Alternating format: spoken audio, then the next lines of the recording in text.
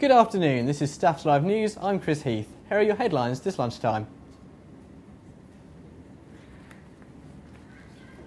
Two separate incidents in Stoke-on-Trent. Wedgwood Museum goes into administration and Thomas Sorensen should be ready for the World Cup. Police have arrested two local men in connection with the death of a 42-year-old woman in Nutton.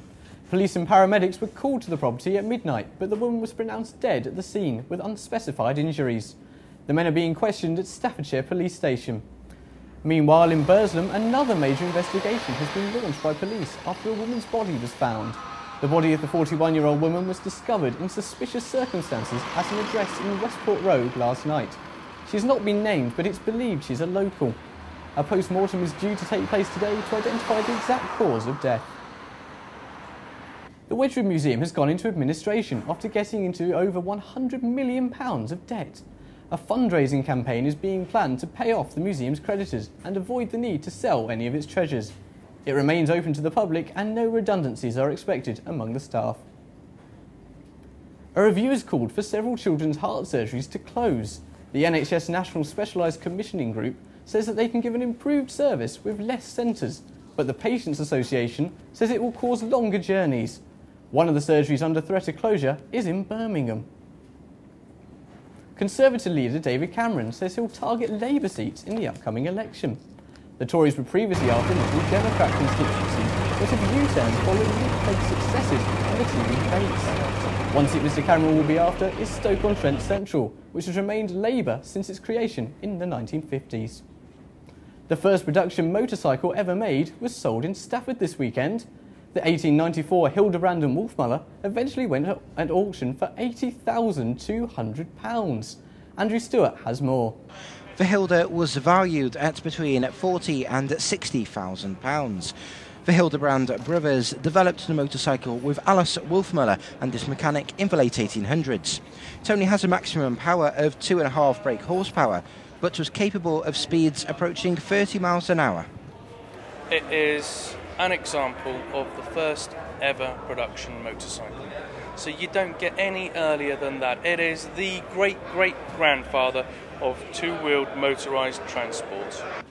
Also for sale was a Brough Superior, valued between 110 and 130,000. It eventually sold for 157,700. Andrew Stewart, StaffsLive TV. Emmerdale actor Tony Audenshaw broke a world record at yesterday's London Marathon. Not only was he the first celebrity to cross the finish line at 3 hours and 13 minutes, but he now holds the record for the fastest ever runner to complete the race whilst dressed as a baby.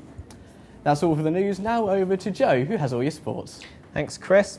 Some good news for Stoke City fans today. The injury Thomas Sorensen sustained at Chelsea is not as bad as first feared. Sorensen was stretched off during the 7-0 thrashing at the Bridge after a collision with Salomon Kalou. It was Stoke's biggest defeat since returning to the top flight and Chelsea's biggest margin of victory in 47 years.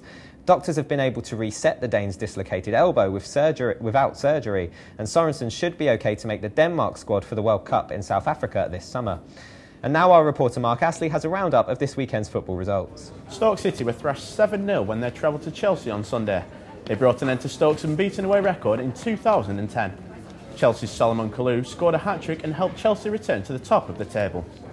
And in League 2, Port Vale moved into a playoff place for the first time this season as they took 3 points from league leaders Notts County.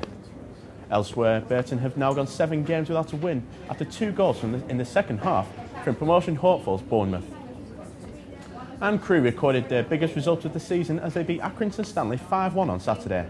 Trouble fled after the game as Stanley fans dressed in fancy dress clashed with stewards. That's all from me. Back to you, Joe. I'll be back at 3 with all of the fallout from the weekend's big games. Now back over to Chris. Thanks, Joe. Now it's time for a quick look at today's weather. Well, it looks like it's going to be rather cloudy, but with sunny intervals later in the day. There's going to be highs of 17 degrees Celsius, but dropping to a low 6 overnight. That's all for now. Don't forget to check our website, staffs.ac.uk/staffslive. It's got all our stories on it and you can see even more there. I'll be back again with a full report at 3 o'clock.